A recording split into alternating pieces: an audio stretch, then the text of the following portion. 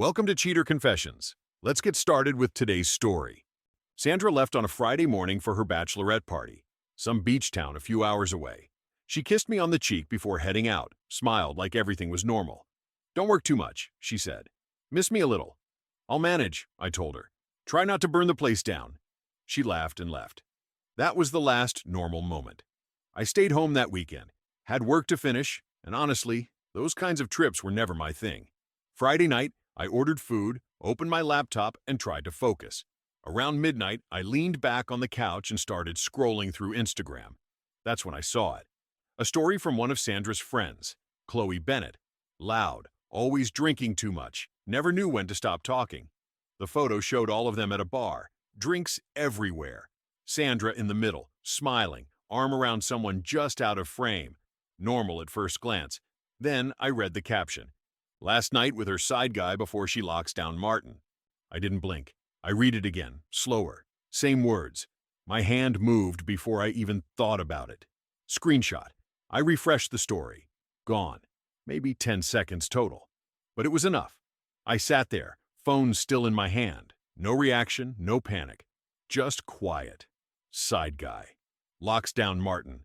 That wasn't a joke you accidentally post. Not like that. I opened the screenshot again, zoomed in, checked the tags. Sandra was tagged. So were two others. Nobody else had posted anything like it. I thought about calling her. For a second, my thumb hovered over her contact. Then I stopped. If I called, she'd deny it. If I asked, she'd spin it. And if I pushed, she'd lie better. No. I set the phone down and leaned back. I wasn't going to ask questions.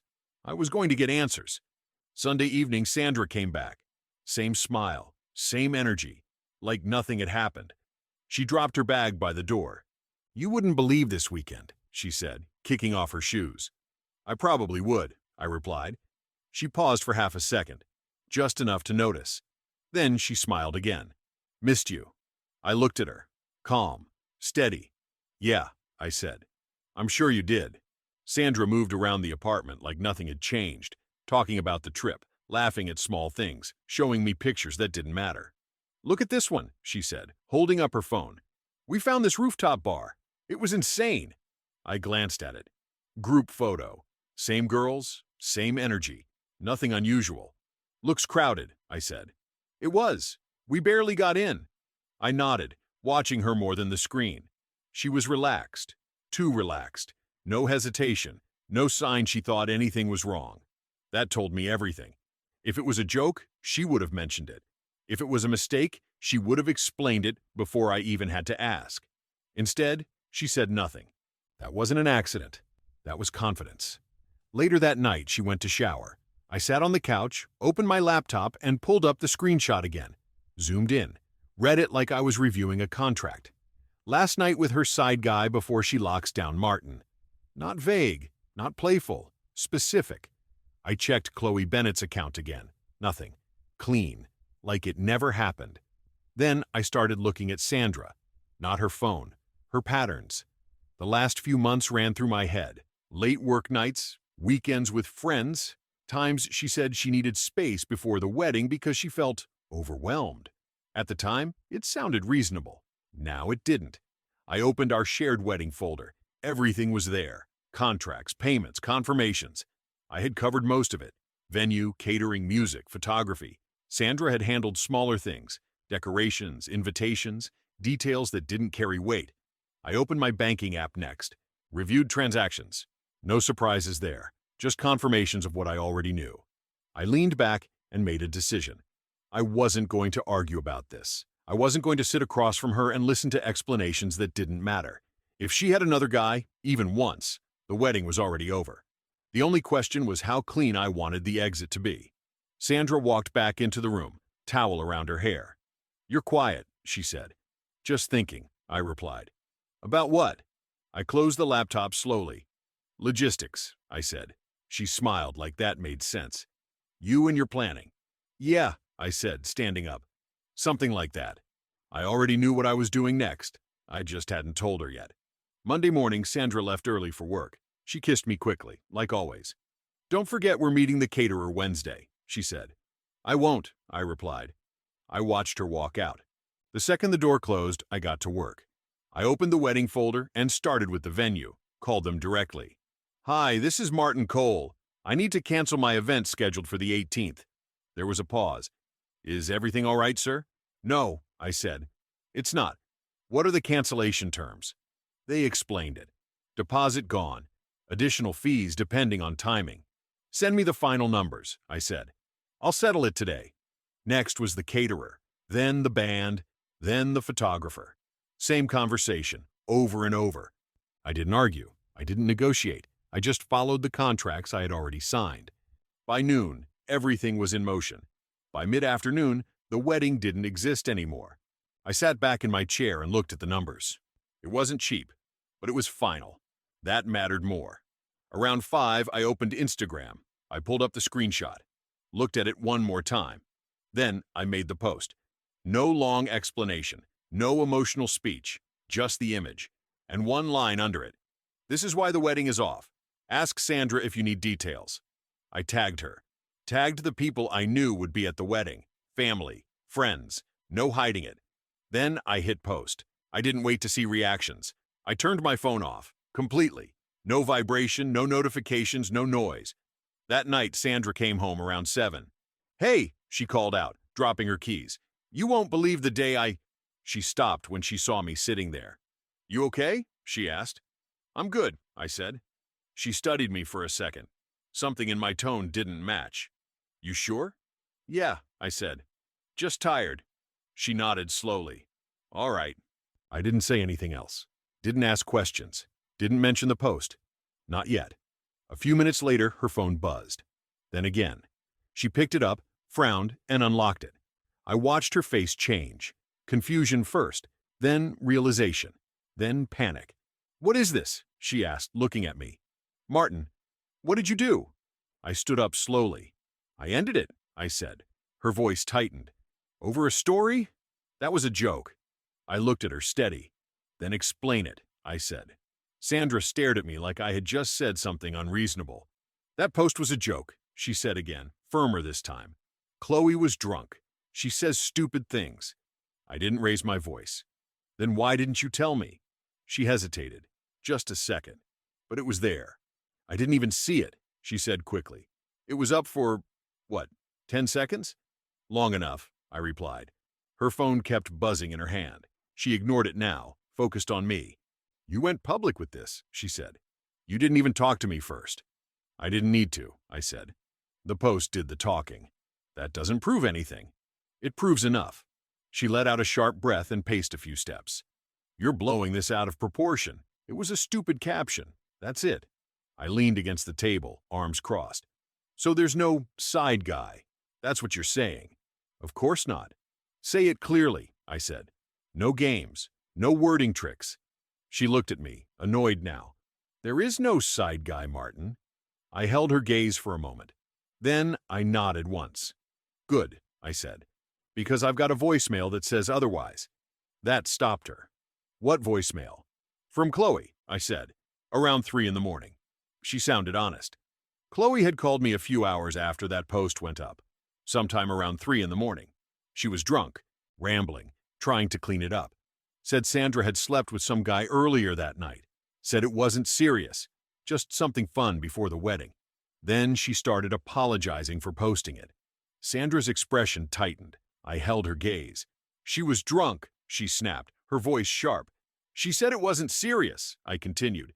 "Said it was just for fun." "That doesn't mean anything." "It means exactly what it sounds like." Silence stretched between us. Then her phone rang again. This time she looked at it. "Answer it," I said. She didn't move. "Answer it," I repeated. She picked up slowly and stepped a few feet away. I could still hear her. "Chloe, what did you say to him?"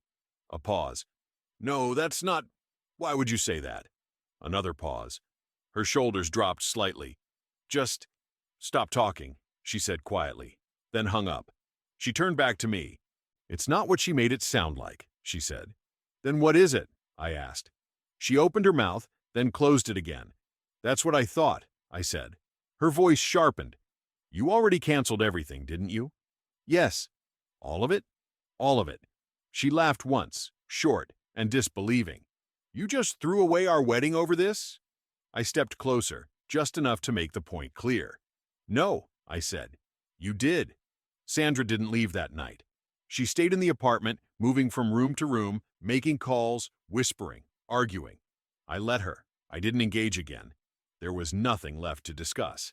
The next morning, I woke up early. She was already in the kitchen, sitting at the table, eyes red.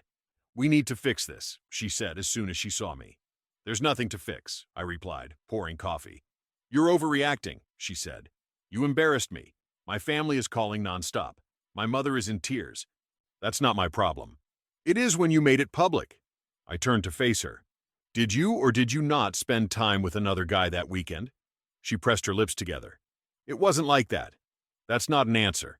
It was one night, she snapped, and nothing really happened. I held her gaze. Define nothing. She looked away. We kissed. That's it. I nodded slowly. We both know that's not it. You were going to marry me 2 weeks later, I continued. It didn't mean anything, she said quickly. It was just the moment. Everyone was drinking. I made a mistake. You didn't tell me. I was going to. When? She didn't answer. Exactly, I said. Before she could respond, there was a knock at the door, loud, repeated. Sandra stood up immediately. That's my mother. Don't open it, I said. She ignored me and walked to the door anyway. When she opened it, a woman stepped in without waiting.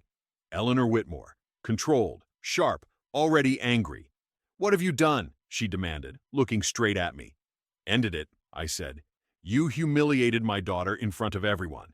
Your daughter cheated. It was a mistake. I shook my head. No, it was a decision. Sandra stepped between us. Mom, please. Eleanor cut her off. Do you have any idea how this looks? People are talking, calling, asking questions. Then answer them honestly, I said. Her eyes narrowed. You think you're in the right here? I know I am. She took a step closer. You will take that post down. No. You will fix this. No. Sandra grabbed my arm. Martin, stop. You're making this worse. I pulled my arm away. There is no worse. This is the result. Eleanor's voice dropped, colder now. We've spent thousands on this wedding. So have I said. And I already handled it. Eleanor frowned. What do you mean? It's canceled, I said. Everything. The silence that followed hit harder than anything else. Sandra stared at me. You didn't even give me a chance. I looked at her, steady. You already had yours, I said.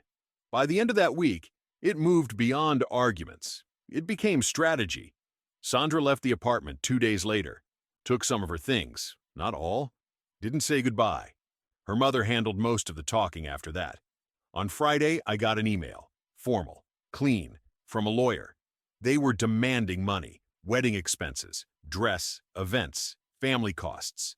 Framed it as damages caused by my public actions. I read it once, then forwarded it to James Carter. James and I had known each other for years. He was a litigation attorney, calm, precise, and never impressed by pressure or threats. He called me about 20 minutes later to go over the message. I explained everything from the start, the post, the voicemail, and what had been said between me and Sandra. He went quiet for a moment while he reviewed it. His response was simple. They were bluffing. There was no real case here. If anything, it looked like an attempt to pressure me into reversing the cancellation or paying out money I didn't owe. He told me not to respond emotionally and to send him every piece of evidence I had. I agreed and forwarded him everything I'd collected so far. I sent the screenshot, the voicemail, a short summary of what Sandra admitted. He called back again. Yeah, he said. This goes nowhere. I'll respond. That same night, Sandra made her move. She posted. Not evidence, not facts, a story. She wrote about betrayal, about being publicly humiliated, about how a private misunderstanding had been turned into something cruel. She never denied anything directly, just framed it differently. By morning, people were reacting. Messages started coming in, some supportive, some not. One message stood out. You didn't have to destroy her like that. I read it, then deleted it. Around noon, Sandra called from a new number. I answered. Take the post down, she said immediately. No, you're ruining my life. You handled that part yourself. It was one mistake, she said. One night. You're acting like I destroyed everything. You did, I said. There was a pause. You could have handled this privately. I leaned back in my chair. And let you explain it your way? That's not fair. No, I said. What you did wasn't fair. Her voice dropped. Do you really think anyone's going to want you after this? That's not your concern anymore. Silence. Then she said quietly, You're not as calm as you think you are. I'm calm enough, I replied. I hung up. That was the last direct conversation we had. After that, it was all noise, posts, opinions, pressure. None of it changed the facts. And I wasn't moving. 2 weeks later, Sandra asked to meet. Not a call. Not a message through someone else. A direct request. One sentence. We need to talk. In person. I ignored it the first time. She sent it again the next day. I gave her a place and a time. Same kind of restaurant we used to go to. Neutral ground. Public. When I walked in, she was already there. She looked different. Not broken. Just smaller. Quieter. I sat across from her. No greeting. You wanted to talk, I said. She nodded. I did. A waiter came. We ordered coffee. Nothing else. She looked at me for a moment before speaking. This got out of control. No, I said. It went exactly where it was going. You didn't have to post it, she said. You could have just ended it. I did end it. You made it public. I made it accurate. She exhaled slowly. You know what people are saying about me? I can guess. My family. My job. Everything took a hit. I leaned forward slightly. Did you expect no consequences? It was a mistake, she said again. I told you that. And I made a decision, I replied. She shook her head. You're acting like I betrayed you completely.